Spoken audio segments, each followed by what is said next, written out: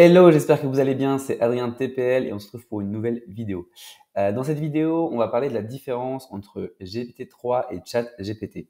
Parce que je pense qu'il y a beaucoup de personnes ici qui ne savent pas forcément quelle est la différence ou qui ne connaissent tout simplement pas le terme GPT-3, puisqu'on a beaucoup communiqué ces derniers mois sur le mot ChatGPT et c'est vraiment ce mot-là qui a été relayé par les médias, etc. et qui est dans la bouche de beaucoup de gens actuellement. Et aujourd'hui, en fait, c'est un petit peu décortiqué pour les gens qui ont un peu creusé, ils se rendent compte en fait que GPT-3 et ChatGPT, c'est pas la même chose.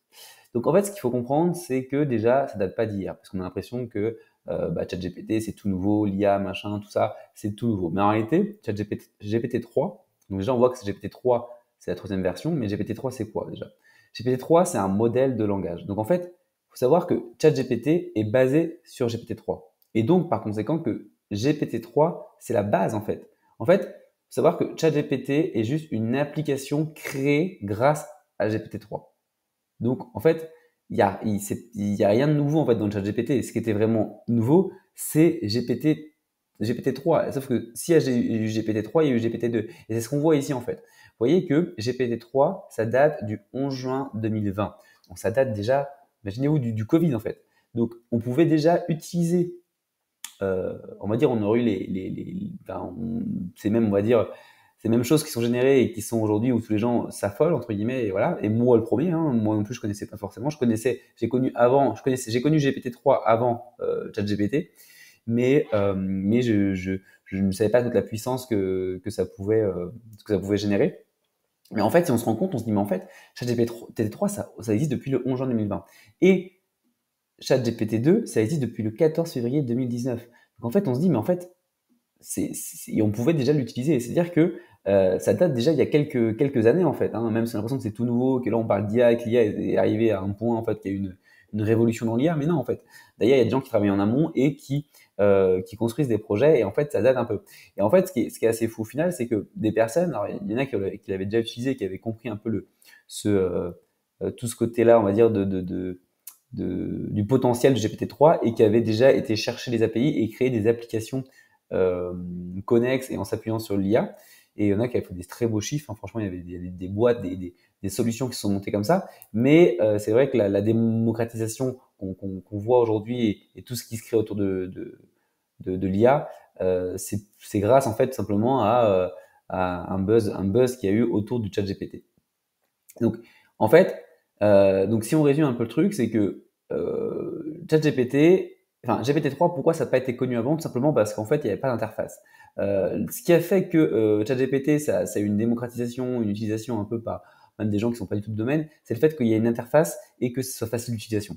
Parce qu'en fait, à la base, si vous vouliez utiliser GPT-3, donc vraiment le modèle de langage, c'est le cœur en fait, c'est le cœur de ChatGPT, eh ben, il fallait aller sur votre compte OpenAI, parce que tout est développé par ces sociétés-là, et aller récupérer des clés API, etc., etc. Et cetera.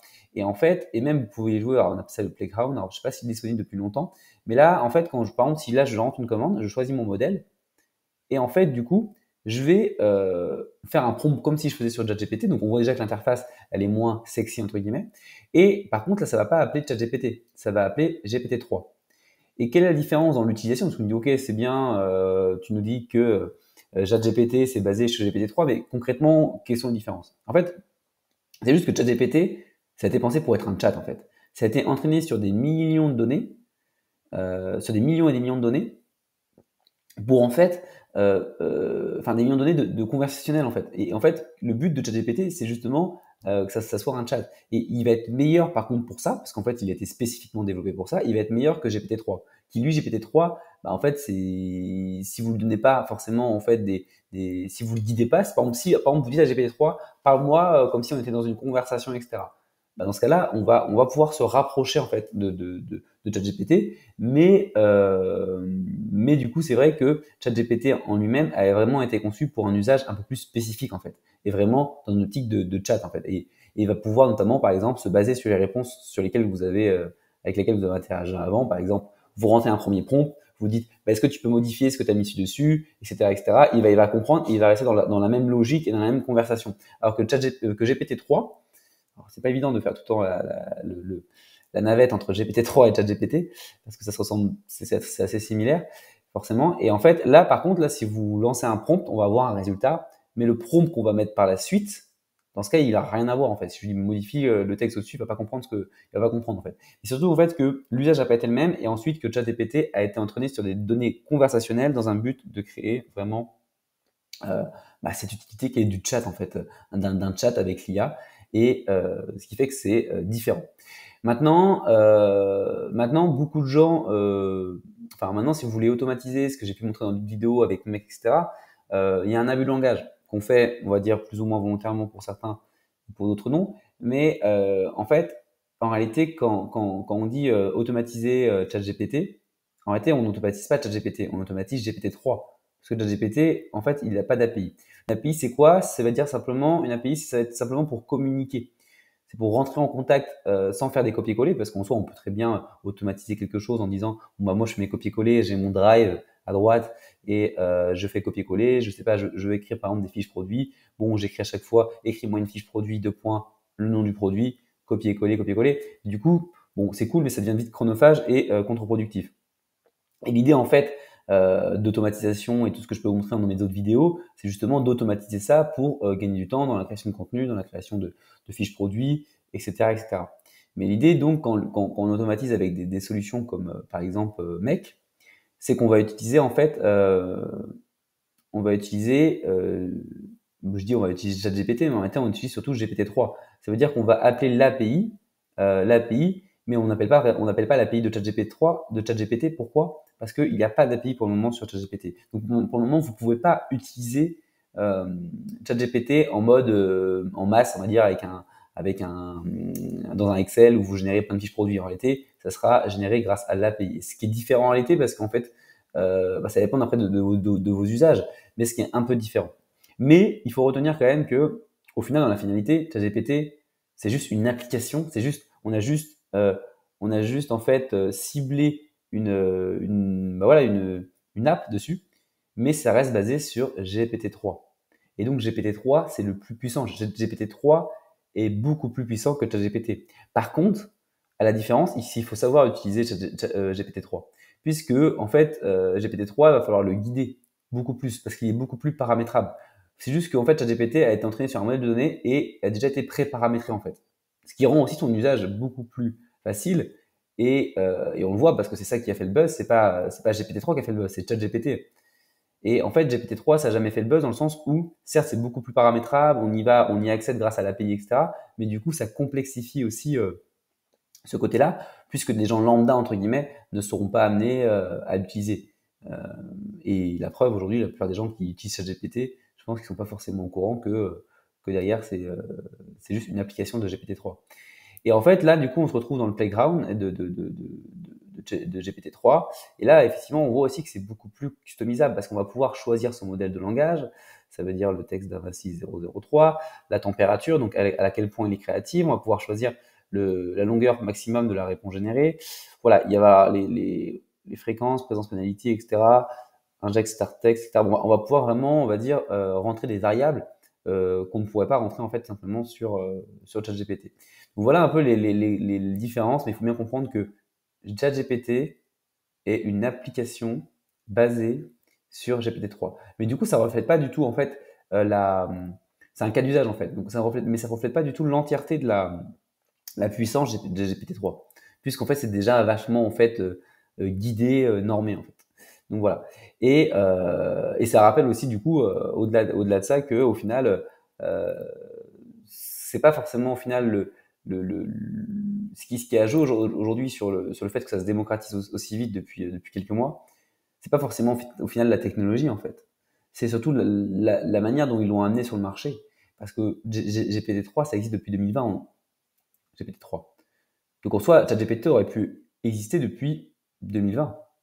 Et pourquoi ça n'a pas existé avant? C'est juste parce qu'avant, c'était adressé au marché et d'une manière différente, on va dire plus geek, on va dire, avec des API, etc. Et que les gens, du coup, n'arrivaient pas à interagir avec ce type de solution. Mais le fait d'avoir apporté ChatGPT, ça a ouvert la possibilité et l'usage et l'utilité à des nombreuses personnes, donc par exemple les étudiants pour faire de la rédaction de leurs devoirs, et ce qui fait que ça a complètement changé la donne et ça a permis de faire un gros buzz en fait. Mais bon, je pense pas que forcément c'était calculé quand ils ont sorti ChatGPT. Je sais pas d'où à la base c'est sorti là, comment les choses se sont propagées, mais en tout cas, c'est ça qu'il faut comprendre aussi. Mais imaginez qu'en 2021, rien qu'en 2021, vous montiez un projet en faisant un call de l'API. Donc vous appeliez l'API de GPT-3. Euh, Bah, vous aviez un business qui paraissait complètement futuriste en fait. Et il y en a beaucoup de business qui sont montés comme ça, notamment dans le marketing, où par exemple il y avait beaucoup de business pour dire dans le copywriting en mode écrivez des textes, ouais, des accroches publicitaires, etc. Automatiquement, etc. Et c'est vrai que ça paraissait révolutionnaire. Moi je me rappelle il y a 2 ans ou un an et demi, je suis tombé sur un truc comme ça, j'étais en mode waouh, c'est ouf, comment ils arrivent à faire ça. Et en fait c'est juste que c'était du GPT-3 derrière, mais c'était tellement pas connu que j'aurais jamais imaginé que c'était entre guillemets j'avais l'impression qu'ils avaient développé leur propre modèle de langage, mais en fait non, ils se basaient déjà sur GPT-3. Et eux faisaient des chiffres d'affaires énormes, puisque ils ont révolutionné des marchés en fait.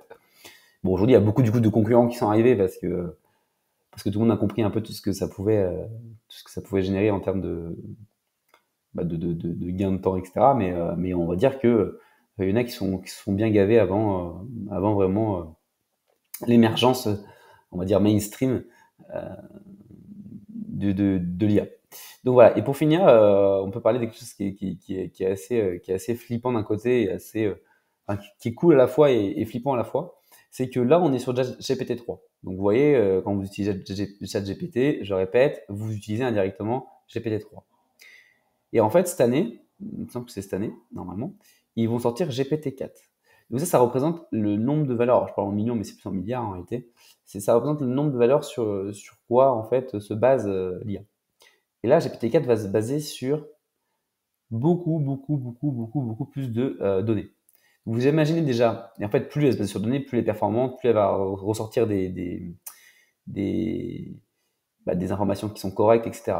Et en fait, c'est ça qui est assez dingue, c'est qu'au final, là on le voit, euh, le nombre de données, mais ça va être vraiment énorme en fait. Ça va être tellement de données que les résultats avec GPT-4 risquent vraiment de monter d'un niveau et je pense que on aura des belles surprises là-dessus aussi. Donc c'est à la fois alors vous allez être déçus, donc je pense qu'il y a moyen que au final il ne soit pas lancé d'ici nanana. Ouais, on est bien en 2020. Comme ils disent, c'est un langage qui chamboule, mais qu'au final,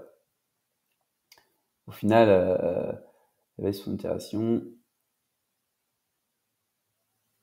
Donc on verra ce que ça donne avec GPT-4, mais c'est pas sûr. Après voilà, ils annoncent que ça sortira cette année, mais est-ce que ça sortira vraiment? Je ne sais pas. Mais en tout cas, voilà un peu, c'est une petite vidéo juste rapide pour vous expliquer un peu la différence, parce que on me pose des fois la question par message, etc. Et pour les gens qui creusent un peu plus, alors peut-être que vous n'avez pas grand-chose à faire, que ça, voilà, vous l'utilisez de manière très occasionnelle et voilà, mais je pense que c'est quand même toujours bien de savoir, surtout pour ceux qui souhaitent utiliser vraiment l'API et comprendre un peu cette différence-là, parce que bon, on peut vite être perdu. Voilà, je vous remercie et surtout, vous n'hésitez pas à vous abonner, à liker la vidéo si ça vous a plu, à laisser un petit com, ça fait toujours plaisir. Et derrière, vous pouvez aussi rejoindre mon groupe Telegram. Il y a un lien dans la description où je partage tout ce que je peux pas partager en vidéo, donc des tips, tout ce que toute actualité, etc. ou même sur mes business perso sur mon Telegram.